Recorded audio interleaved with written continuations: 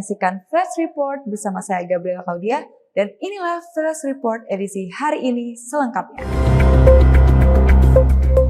PM Singapura Lawrence Wong tiba di Jakarta pada Minggu malam dan disambut oleh Menteri Luar Negeri Sugiono beserta sejumlah pejabat pemerintah. Kehadiran PM Singapura merupakan lawatan resmi dalam rangkaian pertemuan tingkat tertinggi antara pemimpin kedua negara. Agenda ini sekaligus menjadi Leaders Retreat kedua yang mempertemukan Presiden Prabowo Subianto dan Lawrence Wong sejak keduanya menjabat sebagai pemimpin negara. Di Istana Negara, kedua pemimpin dijadwalkan membahas berbagai isu strategis, mulai dari penguatan kerjasama ekonomi, perdagangan, investasi, transisi energi, konektivitas, hingga pengembangan sumber daya manusia. Selain itu, Indonesia dan Singapura juga akan bertukar pandangan mengenai situasi kawasan Asia Tenggara, stabilitas regional, serta berbagai perkembangan global yang menjadi kepentingan bersama.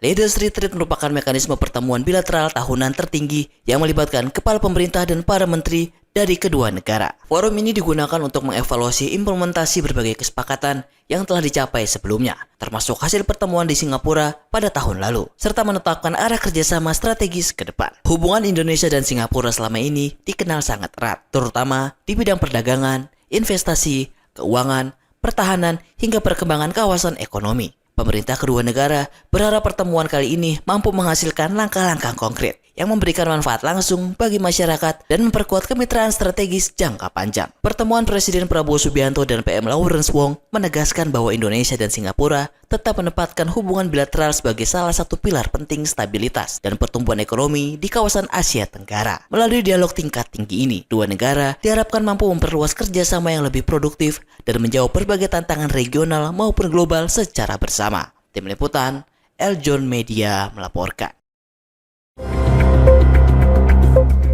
Ikatan Koko Cici Jakarta menggelar press conference pemilihan Koko Cici Jakarta 2026 di Jakarta Ballroom Novotel Jakarta Gajah Mada pada Minggu 28 Juni 2026. Kegiatan ini menjadi salah satu rangkaian penting menuju malam Grand Final sekaligus menjadi ajang perkenalan resmi 32 finalis kepada media, mitra, dan masyarakat. Acara diawali dengan sambutan dari Ketua Pelaksana Pemilihan Koko Cici Jakarta 2026, Ketua Ikatan Koko Cici Jakarta, serta Wakil Sekretaris Paguyuban Sosial Marga Tionghoa Jakarta atau PSMT DKI Jakarta. Puncak acara ditandai dengan penyematan selempang kepada 32 finalis sebagai simbol resmi dimulainya perjalanan mereka dalam ajang pemilihan Koko Cici Jakarta 2026.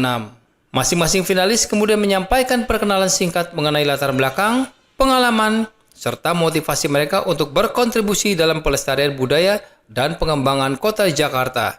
Rangkaian acara berlanjut dengan sesi wawancara bersama media yang memberikan kesempatan bagi para finalis dan pengurus Ikatan Koko Cici Jakarta untuk menjelaskan peran organisasi dalam mendorong generasi muda agar aktif di bidang kebudayaan, pariwisata, pendidikan, dan kegiatan sosial.